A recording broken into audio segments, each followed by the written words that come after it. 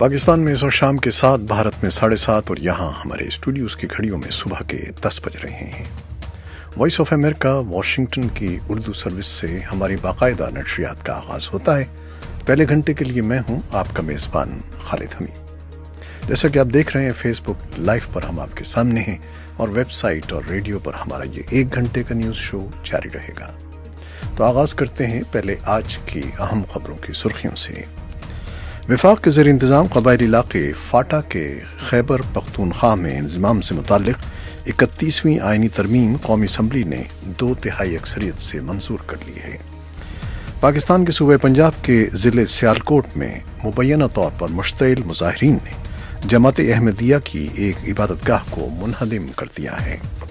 सरकारी आदाद व शुमार के मुताबिक पाकिस्तान में गुज़श्ता 20 बरसों के दौरान हज़ारा बिरादरी के 3000 से ज़्यादा अफराद मौत का शिकार हो चुके हैं, जबकि गैर सरकारी इतलात के मुताबिक ये तादाद 40,000 के लगभग है।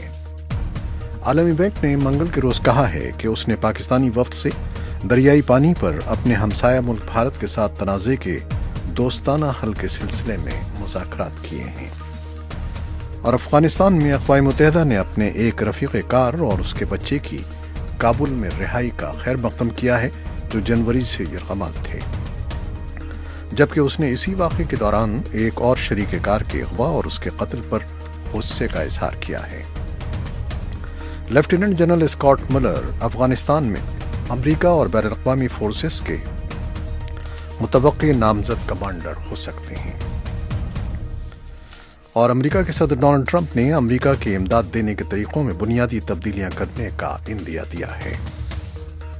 शिमाली कोरिया ने जुमेरात के रोज जौहरी तजर्बागाह पोंगरी को बंद कर दिया है, जिसका मकसद अमरीका और शिमाली कोरिया की मुतवक्की सरबराह मुलाकात से पहले अपने गैर जौहरी होने के वादे की तकमील का इजहार है। ये थी शह सुर्खियां, तफसील चंद लम्हे बाद।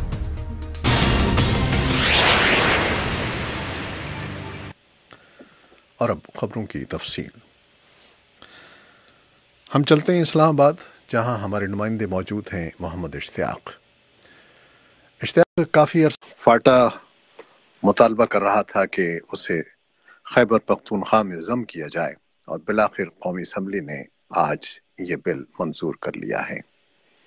तो क्या खबरें हैं आपके पास इसकी? जी, आपने बिल्कुल दुरुस्त कहा कि काफ़ी अरसे से ये मामला चल रहा था। अब से तकरीबन 2 साल कबल साबिक वज़ीर-ए-आज़म नवाज शरीफ ने अपने मुशीर ख़ारजा सरताज अजीज़ की सरबराही में एक इस्लाहाती कमेटी बनाई थी, जिसने मुख्तलिफ कबायली इलाकों का दौरा करने के बाद इस्लाहात से मुतल्लिक अपनी तजावीज़ पेश की थी। और उनमें यह भी था कि फाटा का जो इंज़माम है वो खैबर पख्तूनख्वा में कर दिया जाएगा। लेकिन इस मामले में ताख़ीर होती रही, और क्योंकि हुकूमत की 2 इत्तेहादी जमातें जमीयत उलमा इस्लाम फज़ल रहमान ग्रुप और पख्तूनख्वा मिली अवामी पार्टी इसकी मुखालफत कर रही थी। लेकिन अब जबकि हुकूमत की मुद्दत ख़त्म होने में लगभग 1 हफ्ता ही रह गया है, आज तमाम ही सियासी जमातों ने मिलकर ये जो आईनी तरमीम है 31वीं, इसको मंजूर कर लिया है। इस के तहत अब ये सेनेट में जाएगी यही आईनी तरमीम, और सेनेट से मंजूरी के बाद जो सूबा खैबर पख्तूनख्वा है उसको भी एक एक्ट मंजूर करना होगा। तो फिर ये कानूनी तौर पर ये अमल मुकम्मल होगा। लेकिन ये जो एक मुतालबा तो उनका पूरा हो चुका है, यानी कानूनी तौर पर तो ये मामला हो चुका है, लेकिन अब इस पर मरहलावार अमल दरामद होगा।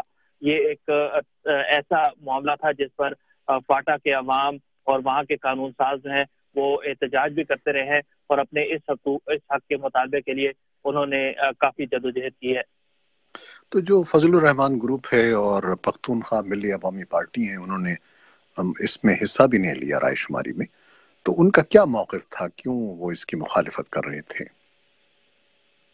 जी, उनका रोज़े अव्वल से ये मौक़िफ़ है कि खैबर फाटा के जो लोग हैं सिर्फ इस्लाहाती कमेटी की सिफारिशात पर इस बात का फैसला नहीं करना चाहिए, बल्कि उनका ये मुतालबा है कि फाटा में एक रेफरेंडम कराया जाए। और रेफरेंडम के हवाले से जो उनका ये कहना है कि बहुत से लोग जो कि दहशतगर्दी के खिलाफ जंग की वजह से अपने इलाके छोड़ चुके हैं, जब वो वापस जाएं एक रेफरेंडम कराया जाए और फिर उसके बाद जो राय सामने आए اس کی بنیاد پر پھر یہ فیصلہ کیا جائے کہ اس کا صوبہ خیبر پختونخوا کے ساتھ انضمام ہونا چاہیے یا نہیں۔ لیکن فاٹا کے جو بیشتر قانون ساز ہیں وہ ان کا یہ کہنا ہے کہ ایک کمیٹی نے تمام لوگوں سے مشاورت کی، جس میں قبائلی عمائدین سے لے کر وہاں کے نوجوان لوگ اور وہاں کے مختلف شعبوں سے تعلق رکھنے والے، ان سب کی یہ خواہش تھی کہ ان کو قومی ادارے میں، مرکزی ادارے میں لایا جائے۔ تو یہ ان کا اعتراض تھا، لیکن جو دیگر جماعتیں ہیں وہ ان کے ساتھ نہیں کھڑی تھی۔ لیکن جب یہ آئینی ترمیم منظور ہوئی تو اس کے بعد وزیر اعظم نے قومی اسمبلی سے خطاب میں کہا اور یہ واضح کیا کہ یہ اصلاحات کی جانب یا اصلاحات کے عملی نفاذ کی جانب ایک پہلا قدم ہے، یہ اس کی تکمیل نہیں ہے، اور اس کے لیے ایک جدوجہد کرنی ہوگی، اور آئندہ آنے والی حکومت اور پھر اس کے بعد کی جو حکومت ہے اس کو ایک وسائل رکھنے ہوں گے تاکہ فاٹا کے علاقوں کو بھی اس معیار پر لایا جائے جہاں ملک کے دیگر علاقے ہیں۔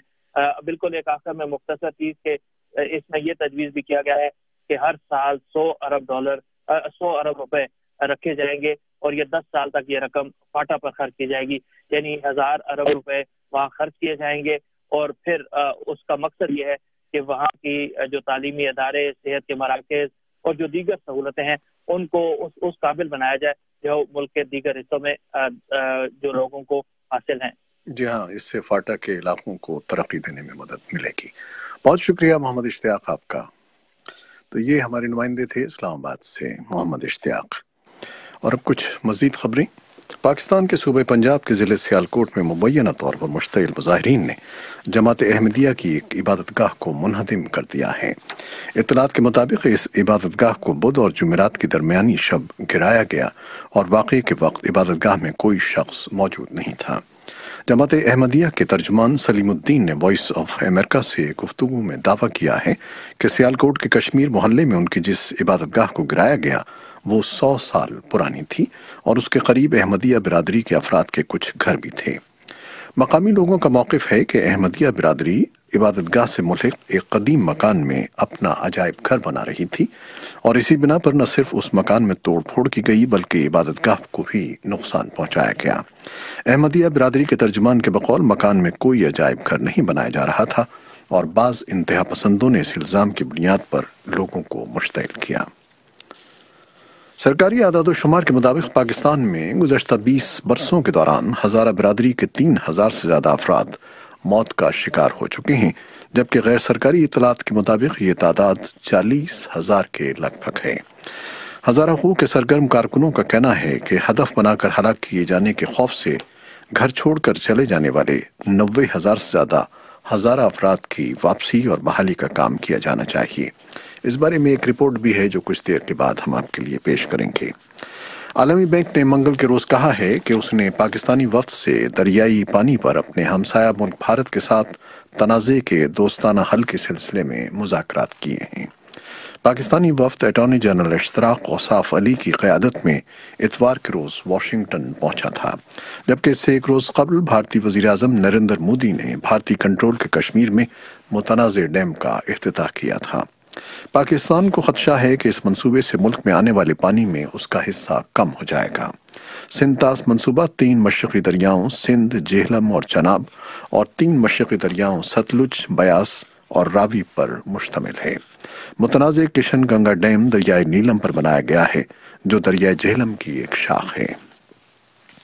افغانستان میں اقوام متحدہ نے اپنے ایک رفیق کار اور اس کے بچے کی کابل میں رہائی کا خیر مقدم کیا ہے جو جنوری سے یرغمال تھے، جبکہ اس نے اسی واقعے کے دوران ایک اور شریک کار کے اغوا اور اس کے قتل پر غصے کا اظہار کیا ہے۔